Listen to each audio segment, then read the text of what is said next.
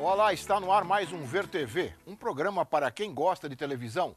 Realização da TV Brasil e da TV Câmara, com apoio da Comissão de Direitos Humanos da Câmara dos Deputados. O Ver TV discute aqui toda semana o papel da televisão na sociedade brasileira e você é sempre o nosso convidado. Há casos policiais acompanhados pela TV desde quando o crime é denunciado até o seu julgamento.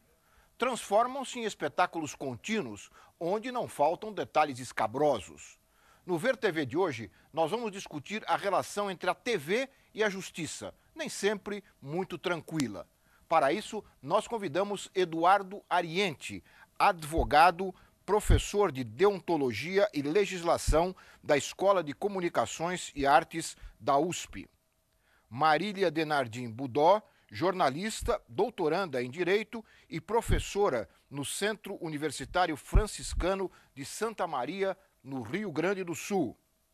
E Maurício Cardoso, diretor executivo do site Consultor Jurídico. Muito obrigado aos três por terem aceito o convite para discutirmos aqui este assunto que está sempre na pauta, porque, infelizmente, casos escabrosos, como eu disse há pouco, acontecem, infelizmente, com certa frequência na nossa sociedade. Mas antes de iniciarmos aqui a conversa, vamos assistir uma breve reportagem sobre o tema de hoje. Vamos ver. O assassinato do executivo da IOC, Marcos Matsunaga, pela esposa Elise, trouxe à tona a forma da televisão fazer jornalismo. Exaustivamente, como se fosse um folhetim macabro, cada emissora queria trazer mais detalhes sobre o crime, sobre o esquartejamento. Assim, independente do canal, fosse no programa policial do Datena, fosse no Fantástico, cômoda da sala e apontou para a cabeça do marido. O telespectador recebeu doses altas da barbárie. Parece que há público para tanto sangue, porque a fórmula se repete a cada crime. Uma tragédia passional, um drama familiar é transformada em comoção nacional. Quem não se recorda das minuciosas reconstituições do caso Isabela Nardoni? A TV chegou a colocar no ar uma entrevista do pai e da madrasta da criança em horário nobre. Quando, enfim, o casal foi condenado pela justiça, a manifestação popular na porta do fórum foi imensa. Não bastasse noticiar, o auge da interferência da TV em um crime ocorreu quando Sônia Abraão, da Rede TV, ligou para o sequestrador Lindenberg Alves, que mantinha a jovem Eloá em cárcere num apartamento de Santo André. Naquele momento, a TV interferiu diretamente no andamento do caso. Não, mas fica tranquilo, procura, eu sei que é difícil, mas procura se acalmar. A Eloá tá com você, tá tranquila, como é que você tá? No julgamento, a população foi ao fórum torcer por uma punição exemplar, que acabou vindo na forma de uma pena de 98 anos de reclusão. Se o crime envolve alguma celebridade, o noticiário se volta exclusivamente para o caso. Realizar grandes coberturas é dar vazão à curiosidade. Foi assim quando o goleiro Bruno, do Flamengo, foi acusado de desaparecer com o corpo de Elisa Samúdio, mãe de seu filho. Durante quase um mês, o assunto tomou conta da TV brasileira. Apesar das críticas, esse tipo de cobertura é repetido a cada caso policial mais grave. Assassinatos são tratados como se fosse uma novela em capítulos, esticada ao máximo durante vários dias. Com isso, cresce a pressão da opinião pública e, muitas vezes, o acusado é julgado e condenado pela TV antes da decisão final da justiça. Bom, Maurício, vamos começar com você, que você tem acompanhado no site, em todos esses casos. Agora nós temos mais um, infelizmente, o caso IOC. Corremos o risco de ter outra vez essa moça, a assassina já confessa, irá, claro, a júri popular, com quase certeza, né? E corremos o risco de ver novamente essas cenas, quase de que como se fossem torcidas de futebol em frente aos tribunais de júri? Com certeza vai se repetir a história, né?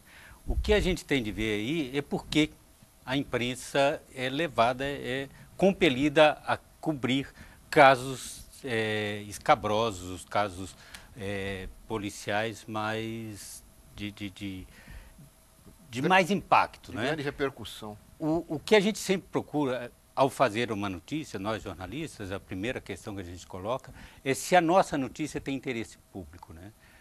E nesse caso, há aquela interpretação que se diz interesse do público. se a população em geral tem um interesse quase mórbido por histórias desse tipo. Né? Se a gente vai ver a literatura mundial, ela é constituída em grande parte sobre casos dessa natureza. Né? Então é natural que a imprensa dedique-se a cobrir casos desse tipo. O que a gente pede é que ela tenha equilíbrio e de respeitar limites de dignidade humana, limites da liberdade mesmo das pessoas e tal, e não avançar o sinal e não explorar as misérias humanas. Agora, Eduardo, Marília, agora esse repetir constante de imagens, por exemplo, é cansativo você ligar a televisão e ver a imagem da vítima no elevador do prédio, ou então a imagem da suspeita, né, no caso. Essa contínua repetição dessas imagens, ela não leva, acaba não levando as pessoas, no fim, a se mobilizarem em torno do caso, né, ficarem acompanhando quase que isso fosse uma disputa mesmo entre o bem e o mal? Eu acredito que sim, eu acredito que isso atrapalha o rumo do julgamento e que, vamos dizer, facilita uma sentença condenatória, né? Facilita também as chamadas prisões preventivas com base no clamor público, e muitas vezes são prisões desnecessárias, só que o juiz fica muito mais confortável se ele joga a favor da opinião pública, que normalmente nesses casos julga a favor de condenações exemplares. Isso não necessariamente é bom para a nossa democracia. Marília, você tem estudado esses casos. Qual é a sua opinião aí a respeito dessa? Você é doutorando em Direito, mas você fez jornalismo também? Sim. Como é que essas duas coisas, como é que se dá esse casamento? É muito difícil, né? É bastante difícil e vem sendo tratado de maneiras diferentes nos diferentes países também. No Brasil, nós notamos na academia uma grande crítica, principalmente no âmbito do direito constitucional e mesmo nas faculdades de jornalismo, nas cadeiras de ética jornalística, a forma como a mídia vem expondo os condenados, principalmente voltada a uma questão relacionada aos direitos de personalidade desses acusados. Já em outros países, como por exemplo na Inglaterra e nos Estados Unidos, uma das principais questões que se coloca é, na verdade, a questão do julgamento justo, de um lado, né? E a questão da liberdade de expressão, de outro lado. Pois é. Que são duas questões essenciais, né? Nesse caso, se a gente for falar um pouco sobre as repetições, como o senhor mencionou, das imagens, nós vemos que na prática, principalmente nos casos em que o júri deve julgar, de fato, as pessoas conhecem mais sobre o processo através da televisão do que no momento dos debates orais e da instrução realizada no momento do tribunal do júri, né? Então, o que faz, na verdade, o que cria um grande problema para a justiça, dado que o inquérito policial, que normalmente as imagens que mais são veiculadas são aquelas do inquérito policial, é o momento do processo, que na verdade não há processo ainda. Há apenas uma suspeita e a polícia está apenas investigando algo que vai se transformar em indícios de prova, ou seja, não são provas. E jamais um juiz ou os jurados podem julgar com base em indícios de prova. Tanto é que os processualistas mais progressistas entendem que o inquérito policial não deveria ser apensado ao processo, de maneira que o juiz sequer tomasse contato com aquilo, já que o inquérito policial não traz garantias ao acusado. Não há ali o contraditório, a ampla defesa. Olha, você falou em outros países aí, eu acho que há exemplos que poderiam ser, pelo menos, ter tomados como referência, né, para evitar essas situações que vocês acabam de criticar. Por exemplo, não sei se é nos Estados Unidos, onde o juiz pergunta aos jurados se eles, antes de se iniciar o júri, né, se sentem ou se sentiram influenciados pela mídia. Caso eles respondam que sim, o julgamento está naquele momento prejudicado. É isso? Ocorre isso? Existem medidas processuais que são possíveis de se tomar para tentar neutralizar a influência da mídia. Uma medida processual é essa, uma forma de o juiz, no momento em que sente, por exemplo, que há algum tipo de influência, ele pode dissolver o corpo dos jurados, ele pode postergar o julgamento, ele pode, inclusive, sob pedido da parte da defesa, por exemplo, determinar um desaforamento, que é a transferência do julgamento para um outro local. Agora, aqui no Brasil, com esse avalanche de informações, com essa televisão martelando, né, dia e noite sobre os casos, seria muito difícil encontrar alguém que não tivesse sob influência, né? Porque é difícil, né? Alguém do júri que não tivesse tido alguma informação sobre o caso. O processo da imprensa, vamos dizer entre aspas, é completamente diferente do processo judicial. A maneira como a imprensa apura, ela não tem toda a preocupação com o contraditório, ela não recorre a provas, ela normalmente assume a versão de uma das partes, de um advogado, de um promotor, né? Então, a visão que ela tem que ela transmite do processo é sempre muito parcial. Uhum. Né? Não é completa, não é tecnicamente tão rigorosa quanto é o processo judicial. Eduardo. Por mais que a gente tome emprestado alguns institutos de direito processual da Inglaterra, dos Estados Unidos, como esse que você mencionou, nesses casos de grande clamor público, como são o caso da IOC, Elisa Samud e tudo mais, eu não vejo no Brasil, esses instrumentos talvez não seriam suficientes para mesmo assim garantir um julgamento justo. Eu acho que a imprensa precisa ter alguns tipos de limites, porque só as medidas processuais, na minha maneira de ver, não são necessárias para se garantir o julgamento justo que o acusado merece como qualquer outro. Quais seriam esses limites, por exemplo? Primeira coisa, eu acho que a imprensa deveria se pautar pelo interesse público, como o Maurício colocou. Na minha avaliação, eu acho que interesse público seria direito à saúde, direito à moradia, direito, não sei, a ter creche disponível, né? Direito a saber se tem agrotóxico no alimento que a gente come, saber a quantidade de sódio que tem nos produtos industrializados que a gente come. E eu acho que esse clamor público acaba despolitizando os cidadãos em relação a esses temas que são mais importantes. Ou seja, acho que o governo teria que ter algum tipo de interferência democrática para, pelo menos nesses momentos de excesso, evitar que o julgamento seja prejudicado e que os interesses comerciais das empresas se sobrepõem ao interesse público a ter uma informação decente. Agora, eu acho que também cabe uma parcela de responsabilidade para os operadores do direito, como vocês gostam de falar, não é? Para os operadores do direito, que às vezes gostam um pouco desses holofotes. Na verdade, as notícias criminais são aquelas nas quais as fontes são preponderantemente fontes oficiais. Que fontes são essas? Justamente os operadores do sistema advogados, judiciário. Promotores e mesmo juízes. Mas veja bem, sobretudo promotores e delegados de polícia. Por quê? Normalmente a voz do advogado, de fato, não é ouvida. Pelo menos não da mesma maneira que a voz da acusação. E o que nós notamos é que essa opção acaba gerando. Então, isso é algo interessante de se observar.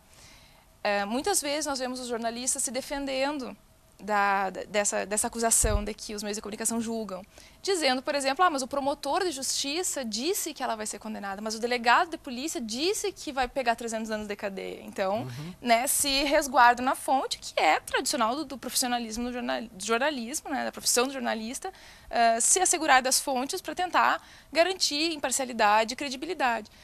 Por outro lado, porém, quem seleciona as fontes e quais as falas dessas fontes que serão efetivamente divulgadas são os próprios meios de comunicação. Claro.